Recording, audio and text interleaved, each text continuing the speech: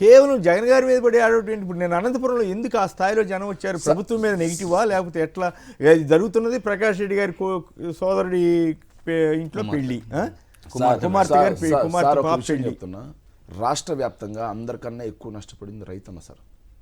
ఈ 17 నెలల్లో మిర్చి రైతులు దాని మీద మళ్ళీ వద్దాం. అందరు రైతన్న నష్టపోయారు సార్. రైతన్న కడుపు కాలింది సార్, వచ్చాడు సార్. విద్యార్థులకు కడుపు కాలింది సార్, ఫీజు రింబర్స్మెంట్ ఇంతవరకు ఇవ్వట్లేదు. ఇంతవరకు లేదు సార్, వచ్చారు ఫీజు రింబర్స్మెంట్ లాగా విద్యార్థులు. ఇందాకే ఒక ఆయన కనిపించాడు, కాలేజీల ప్రొపరేటర్ 6,400 కోట్ల బకాయి ఉంది సార్. కాలింది సార్, వచ్చారు సార్. ఏదైతే ఉచిత వైద్యం ఉండేది సార్, ఎంతవరకైనా ఈరోజు ఆరోగ్యశ్రీ బకాయిలు అడ్డు పెట్టి ఆరోగ్యశ్రీని అటకెక్కించడం వల్ల వాళ్ళకి కాలింది సార్, వచ్చారు సార్.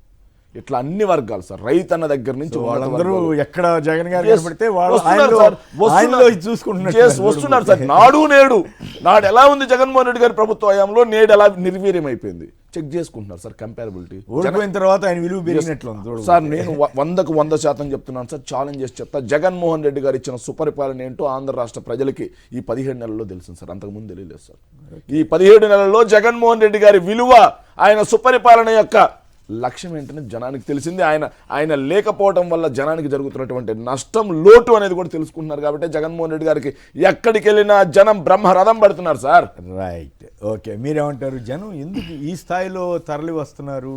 ఎక్కడికైనా ఆ ప్రాంతం ఈ ప్రాంతం లేకుండా ఇప్పుడు ఉదాహరణ మొన్న ఎప్పుడు కృష్ణా జిల్లాలో టూర్ చేశారు, అక్కడ అదే పరిస్థితి, అనంతపురంలోనూ అదే పరిస్థితి. బేసికలీ సార్, అనంతపూర్ అనేది రాఫ్తాడ్ అనేది అనంతపూర్ రూరల్ లాంటిది. సో చుట్టుపక్కల 15-20 మండలాలకి ఒక జంక్షన్ లాంటిది. అంటే అనంతపూర్ జిల్లా వ్యాప్తంగా ఉన్న అభిమానులు జగన్మోహన్ రెడ్డి గారిని చూసే అవకాశం దక్కింది కాబట్టి ఆబ్వియస్లీ వస్తారు. అయితే నిన్న సరాసరి 70,000 నుంచి 80,000 పైచీలకు కార్యకర్తలు వచ్చారు అనేది మనకి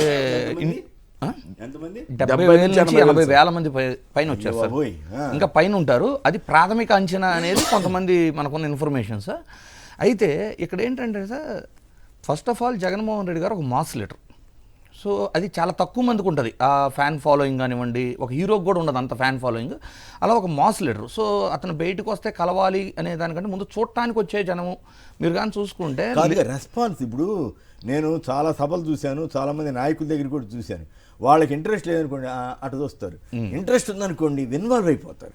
అది జగన్ గారు. ఇంకొకటి, ఇందాక మీరు కేసుల గురించి కూడా మాట్లాడారు కదా, నేను ఒక విషయం చెప్పదలుచుకున్నాను. ఏంటంటే సార్, అంటే మేము అబ్జర్వ్ చేసిన దాంట్లో ఇప్పుడున్న రాజకీయ నాయకులు ఎవరినైనా తీసుకోండి, అధినాయకులు అంటారు, వాళ్ళ పార్టీ అధినాయకులు అంటారు, ఎవరినైనా తీసుకోండి, ఏదైనా ఒక కేసు అయినప్పుడు కానీ ఇలాంటి వాటిల్లో అరెస్ట్ చేయడానికి వచ్చినా కూడా వాళ్ళు నిరాకరించడం, కోఆపరేట్ చేయకపోవడం, ఒక 5-6 గంటలు ఇబ్బంది పెట్టడం పోలీసులు కూడా కొన్ని 100,000 సంఖ్యలో వెళ్తే కానీ ఆ కార్యక్రమాన్ని కంప్లీట్ చేయలేకపోవడం, ఆ ప్రోగ్రామ్ని అరెస్ట్ లాంటివి అలాంటివి.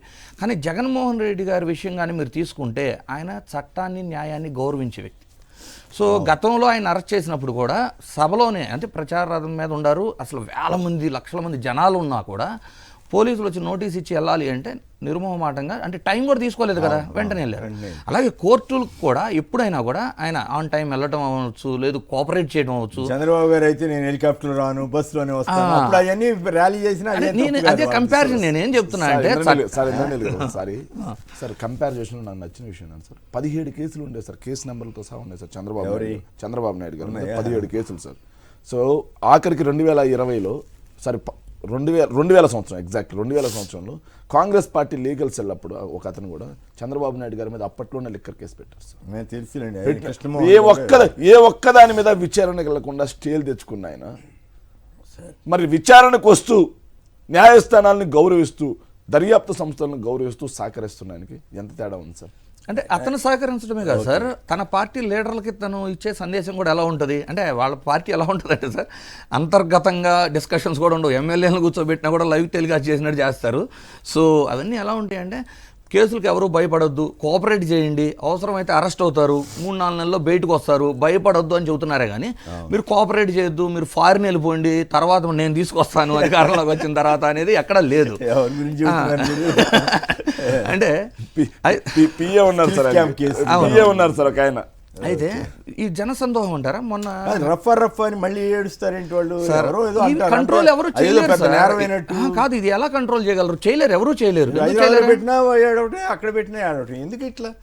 ఇప్పుడు ఓకే రాయి రఫ్ అని పెట్టారు, రాయి సినిమా డైలాగ్ అని చెప్పి రాయి, తప్పేం కాదు. కానీ అదే నేరం చేసినట్టు ఎందుకు ప్రచారం చేస్తున్నారు వీళ్ళు? అది కామన్ సార్, అసలు వాటిని కంట్రోల్ చేయలేరు. నెక్స్ట్ వచ్చేసి హైదరాబాద్లో మొన్న వచ్చిన జనాలను చూసి వాళ్ళు ఫస్ట్ టైం అంటే రేపు వస్తారనగా జగన్మోహన్ రెడ్డి గారు రేపు వస్తారనగా కర్నూలు నుంచి విజయవాడ నుంచి కార్యకర్తలని భారీ స్థాయిలో తీసుకురాబోతున్నారు, ట్రాఫిక్ జాములు చేయబోతున్నారు.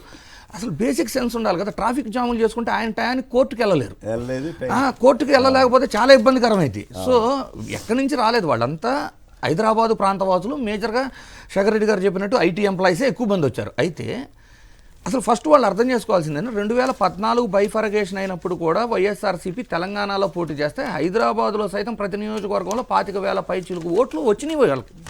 మరి ఉండాలి కదా ఇక్కడ. మోరోవర్ టీడీపీ వారు ప్రత్యక్షంగా కాంగ్రెస్కి మద్దతు ఇచ్చి మొన్న ఎలక్షన్లో పనిచేసినప్పుడు ఒక రకంగా వైఎస్ఆర్సీపీ వాళ్ళు పరోక్షంగా పనిచేశారు బీఆర్ఎస్కి.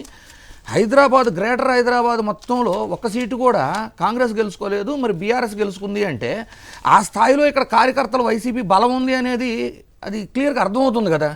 సో అంత బలం ఉన్న వైఎస్ఆర్సీపీ వాళ్ళ అధినాయకుడు వస్తుంటే డెఫినెట్లీ చూడటానికి వస్తారు. అది పెద్ద నేరం, అది ఏం పెద్ద నేరం కాదు.